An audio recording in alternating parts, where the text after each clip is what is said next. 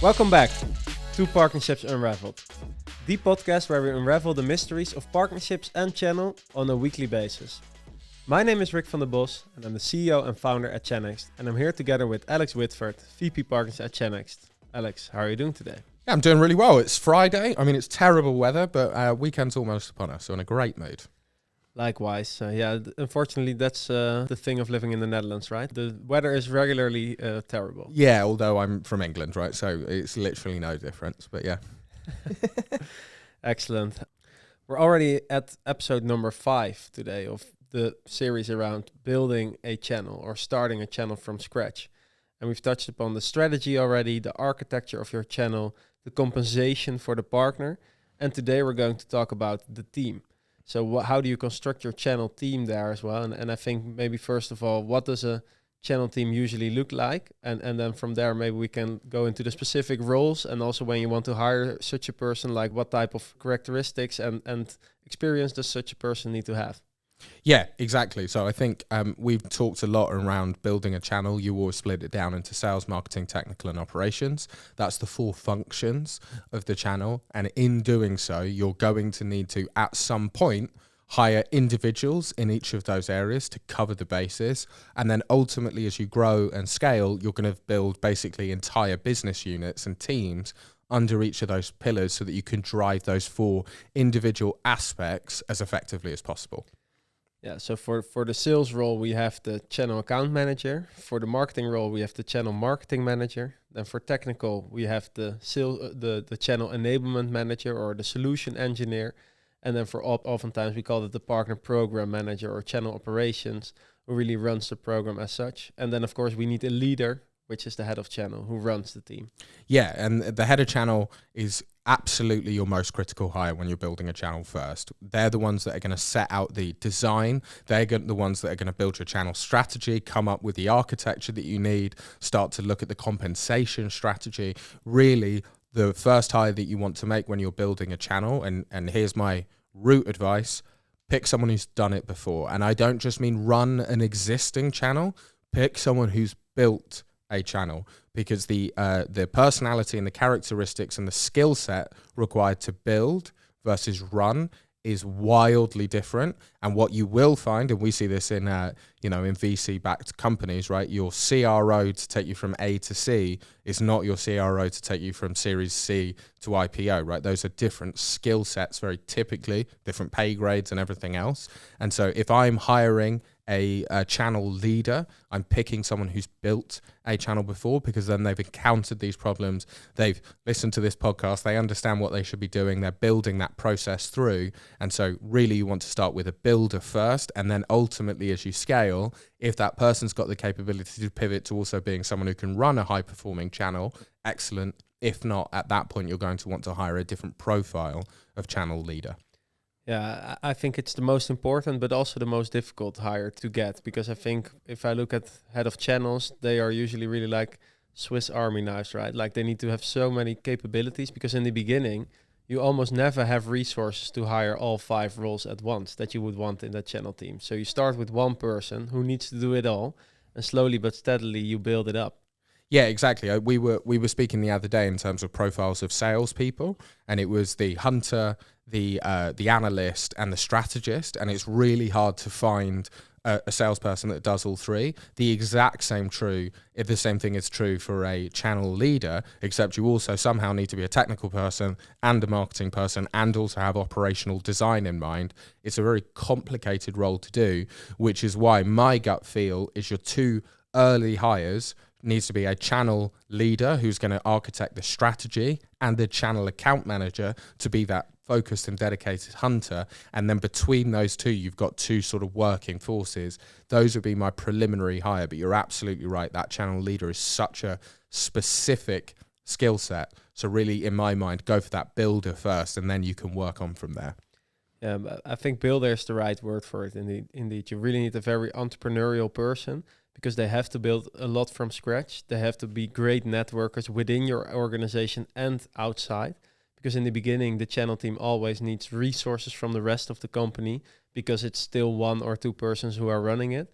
So that's a crucial thing. Like, look for someone who can really build like momentum within the company and get the buy-in from the different departments, but also someone who's indeed like the first period of building your channel is all about networking, getting into the right partners, building the joint value proposition, etc. So there's a lot of work to do actually when you hire that person. Yeah, and I think what I want to be seeing in the way I'd be interviewing that candidate, right, is to get them to present their plan. They should be able to prep, especially if they've got experience at it. They should be able to prep a 2-hour presentation where they run you through how they're going to cover sales, marketing, technical, and operations, what the 2-year plan is, what the key things they're going to analyze, what's their partner acquisition strategy, what's the way to sort of build that plan out in detail. And you should be able to present them very, very specific problem statements that they have an exact idea of how to solve, so that you can analyze 2 things. 1, get an understanding of how they think. And 2, do you agree with the conclusions that they're landing on? And ultimately, if they present a good plan, you've got a good idea of, are they able to attack these problems well? And are they landing in line with your vision for the design of why you want to start a channel? Those 3 things together, that would be what I'm trying to sort of analyze for in that interview process. Yeah, and in that interview process, how much information do you or don't you give to such a head of channel? Let's say you want them to prep that case. Like, what do you give them like as input for them to build that case? Yeah, so I was actually speaking to a VP of sales the other day who was giving us tips on how to hire a really good VP of sales, and I really liked his process for how he analyzes those hires. What he would do is he'd give them 10 minutes of information, get them to go away, have a think, and then he'd book a half an hour session with them where they can ask all the questions they like. So the only thing that session is for the candidate to interview you, so that they can get as much information to build out a business plan so that they can then present their case. Why I love that strategy is you're actually interviewing them without interviewing them. Based on the questions they ask you, you get a real understanding for how are they thinking and what are they analyzing. And then if when they present, they haven't got to the right conclusions, well, you know why. It's because they didn't ask you the right questions. And actually, that is enough of a breakdown then that you can really judge someone very effectively. So I think that's a brilliant protocol for hiring anyone at that very senior level.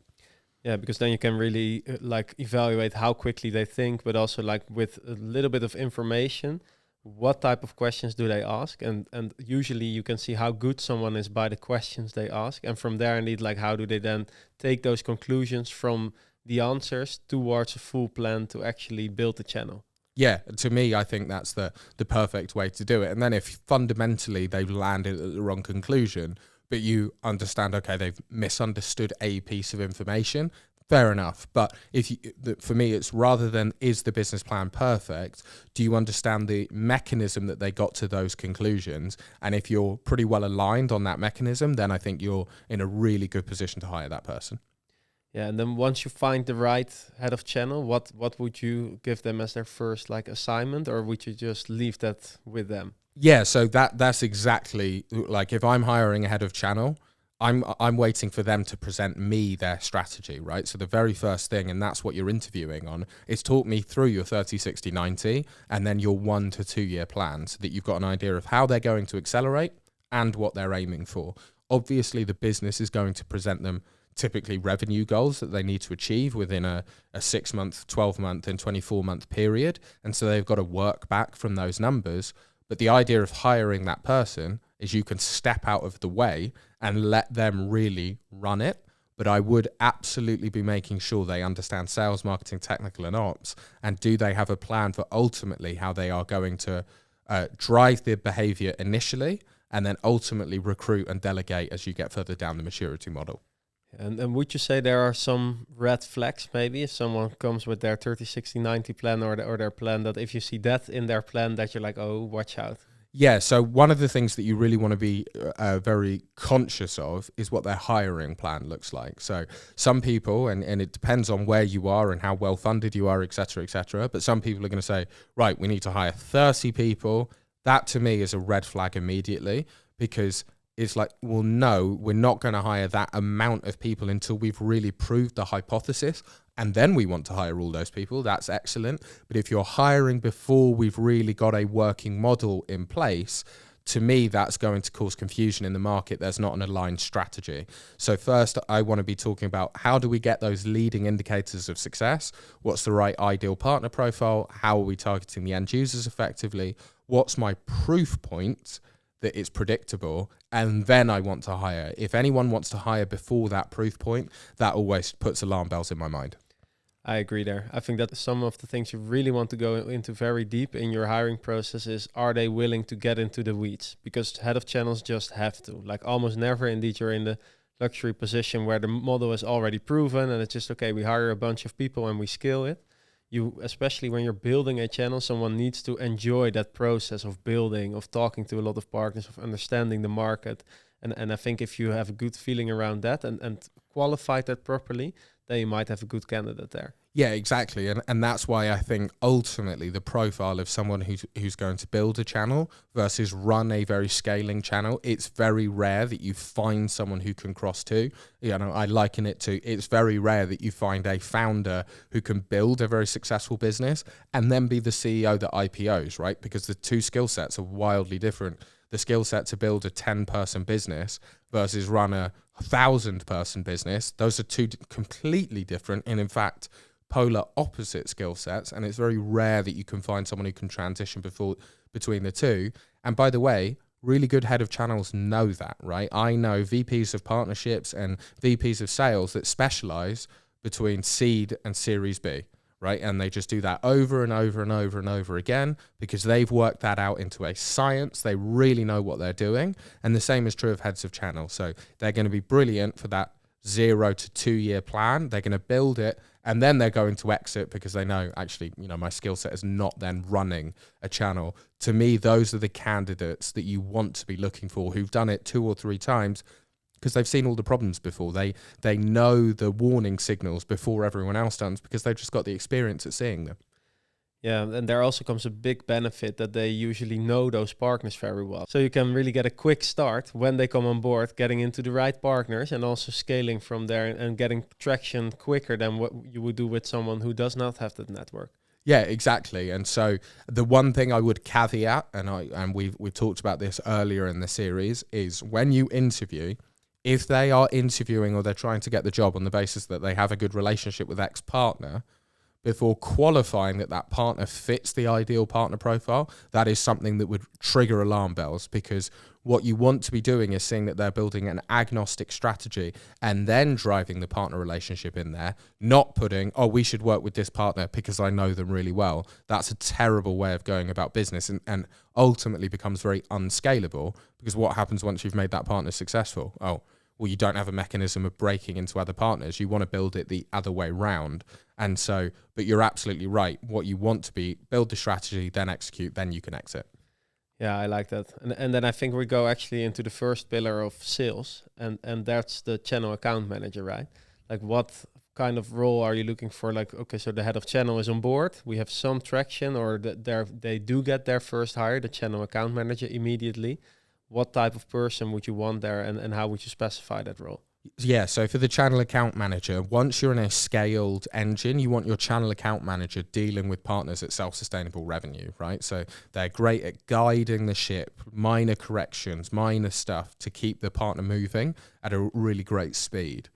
That isn't what you want a channel account manager to do at the beginning. What you want a channel account manager to be able to do at the beginning is kick the door down, onboard the partner, keep the partner excited, and deliver first revenue and shrink that time to value down. So they've got to be a bit of a all skills, jack of all trades, because they've got to be able to recruit a partner, which is a bit of hunting. They then got to be able to train and enable the partner, which is a bit of farming. And then they've got to be able to co-sell with the partner, which is again a bit of hunting and sales process. So I'm looking and interviewing for how do you tackle those 3 very different phases, because if you've only got 1 or 2 cams, you need them to be able to do all of those 3 bits well. So in your interview procedure, when you're profiling people, make sure they understand that the job requires you to do all 3 and that you're interviewing based on the criteria that they will be able to be successful in all 3. Yeah, that's correct. I think indeed you have to look very well at your hiring plan for those first 2 years and see Like maybe if you only have room for 3 hires, even if everything goes as planned, it's exactly like you say. You really need to find channel account managers who can do it all. Even maybe have a bit of marketing grip there as well, because then they need to support the partner with that motion as well. And I think that's the hard thing of when you're building a channel. You need to find people indeed who can do it all a little bit, and they are usually quite rare to find, right? Yeah, to me, that's, it's why I've always loved the channel, because I find it's very entrepreneurial. You're very building things, right? We're trying to access a new market. We're trying to go after new partners. And it's not just sales, right? There's a lot more to it than just that. And so, yeah, I would be interviewing people on the credibility of how well can you give coverage, because it's no good finding a channel account manager. It might be the best partner recruiter in the world, that's 1% of the problem. You need to take them through enablement, training, co-marketing, co-selling, sustainable revenue, everything we've spoken about in previous series. You need a channel account manager that can do all of it. So while it'd be great to have a 10 out of 10 partner recruiter, I'd rather have a 7 out of 10 in everything, because then I know I'm going to get some level of revenue. And then once we hit the maturity model, then I can start to hire super specialists in each area, someone that's focused on enablement, someone that's focused on marketing, someone that's focused on co-selling, because then we can get to that maturity cycle, what you can't do until you've really fleshed out the channel for that 1 to 2 year period. Yeah, so probably the first 2 years you would just do with the head of channel and some channel account managers, but everyone is very entrepreneurial, very much like building a lot of projects, getting things off the ground that are not there yet, and indeed at the same time run business as usual, recruiting partners, onboarding them, etc., and scaling the channel. Exactly that. Yeah, nice. And maybe it's also nice to touch upon a little bit when you get a bit more mature. And then I think we can go to the next phase as well within the architecture of sales, marketing, enablement, and ops. And then I think usually enablement is one of the first that you want to hire, right? Because that's often quite specialized, also depending a little bit on how technical your product actually is to implement there as well. What does a good enablement person look like? And indeed, what's the moment when you need to hire that person? So one of the things that your channel leader should be evaluating immediately, in fact, they should be asking the questions in the interview process, is what resources can I steal from the direct go-to-market motion? So technical and operations, i.e. order fulfillment, and technical either installation or management of the end user. If you have those resources embedded in your direct go-to-market motion, these can be the last hires to make, because sales and marketing, you need specialists in those areas, but I'd be borrowing the resources from the direct go-to-market motion. That's my first piece. And then the second bit is hire based on the feedback from those individuals, right? So get them involved in the interview process. So if you're looking for solution engineers, great. Well, get your current solution engineers that deal with your direct end users involved in that process as well. Then you want to be hiring specialists that are great at enablement, right? The whole point is, once you want to transition from your direct solution engineers, just getting involved with channel end users, let's say, you're hiring someone to train the partner to do the work on behalf of you. So then you want a very enablement focused SE, so that they can stop dealing directly with the end user and instead train the trainer effectively, right? How do we train the partner so that the partner can do the work for you? So that's what you want to be interviewing for them. I'd be getting them to do a dummy training session, talk about how they're going to manage those partner relationships, because you've got to blend the technical aspect with your ability to network into partners, keep the partner excited, really support that partner motion. You need to blend those two things together. Yeah, and I think here again, especially when you're still in that building the channel motion, again, you need someone with a wide skill set. Because on one hand, usually when you're building your channel, you want to do a lot of co-selling. So where your solution engineer, or in the beginning, the head of channel, participates in the sales motions of the partner. But that's a very different skill set, like being able to explain it properly to the end user, maybe sell it a little bit, etc. Let's say a solution engineer, then indeed training the actual partner. But you want both, because in the beginning you need someone who can do both. And I think that's again where to look at, like which person likes to talk to end users a lot, so doing a bit of sales work, but then with the partner together, but also who is then the right person to train the partners and build a enablement program, because that's what you really need to make it a scalable motion eventually. Yeah, and one of the things I would say is this can be such a revenue driver, especially if you've got a very technical product. So what I very often see is that, within partners, the account managers hold the relationship with the end user. And then the end user puts their hand up and says, I've got this problem. And then the account manager will just take advice from the partner's solution engineer to say, oh, this is the product or the solution to fix that issue. So if you get your SC coordination done perfectly, they will actually become a key revenue generator. But you're absolutely right. They've got to be experts at building those relationships with the partner, driving the value messaging into the partner so that the engineers understand, okay, this is the right product for those problems. And then the SE will just position that all the time, right? So you've got to get that relationship done right. But if done right, there's a huge upside. Yeah, 100%. And I think also partners are always quite technical, and technical people just love to talk to technical people. So it can really leverage the relationship you build into that partner a lot. It can be sped up a lot by having such a role in place. Engineers love engineers, absolutely. And then I think the fourth one is actually the channel marketing manager. And that's also a crucial one, obviously very close to my heart. What I see there, you have two motions there as well. So you need a lot of two-partner communication, because all the partners work with multiple vendors and everyone is sending them communication. You're doing events. It's a massive thing in partnerships, doing webinars, etc. So how are we going to get the right information to the partner at scale? Because at a certain moment, you need to do that from a marketing perspective, because you simply can't be in touch every single day or every week via your channel account manager or your channel enablement manager in such a way anymore. So that's on the one hand of channel marketing. So making sure you have the proper two-partner communication. But on the other hand, it's also end-user demand generation. So how are we going to help our partners to find new customers and to activate their customer base? And I think there again, with the channel marketing manager role, it's quite an interesting role, and but also a complex role to hire, because you need someone who's good at both. So, and activating the partners with their messaging, but also facilitating them and driving end-user demand. Yeah, to me, when I'm interviewing that role, I'm interviewing on one thing: scalability, scalability, scalability. At the beginning, you've got such limited resources to drive success. So I want to know, if the marketing person only has time to do 3 things that quarter, what are the 3 things that are going to drive the maximum output? And do they have the strategic mindset to be constantly evaluating the impact of what they're doing? And then that's the person I want to hire. Because what you'll find is lots of very average marketing managers just respond to what the partners say. Hey, we need this. The problem is, when you're at the beginning, you need to be driving the narrative down to the channel to deliver the impact that everyone needs. And so how are they evaluating that? That layered with, do they have the competencies from a creative perspective or from a marketing perspective to execute that strategy? You're looking for both, because you need someone who can straddle both. Over time, you then need strategists and executioners underneath. But like we say all the time at the beginning, right, you need someone who can do both very well. Yes, I believe prioritization is actually the superpower a channel marketer has to have, because what you see in almost every channel team, whether it's a region or a vertical, is that there's only one channel marketer.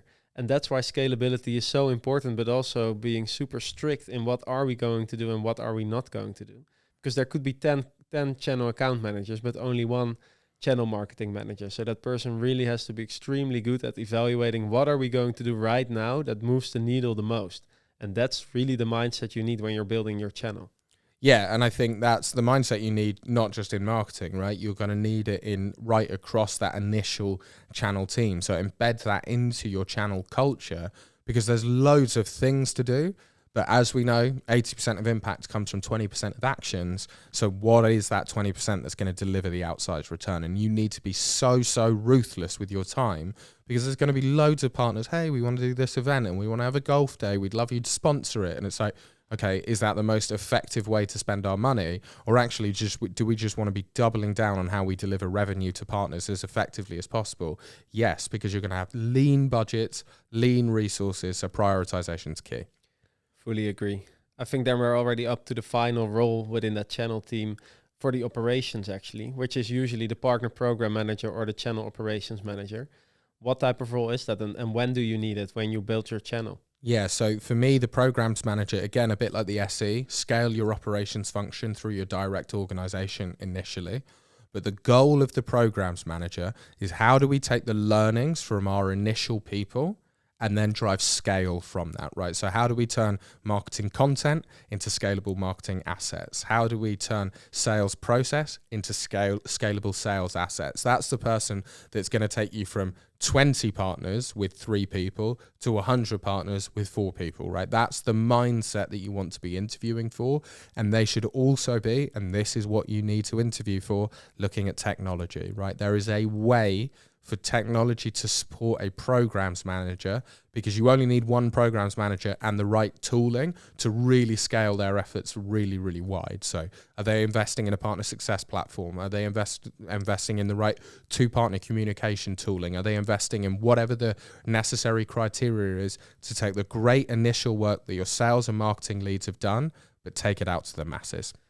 Yeah, that's a good point. I think indeed what we see almost everywhere is that always the partner program manager or the channel operations manager is the person who owns the technology within the team. So indeed, let's say you have partner management software with a partner portal or something like that. That is the person who's really owning and driving that throughout the team as well, because that's how you get the most skill, right? By automating things.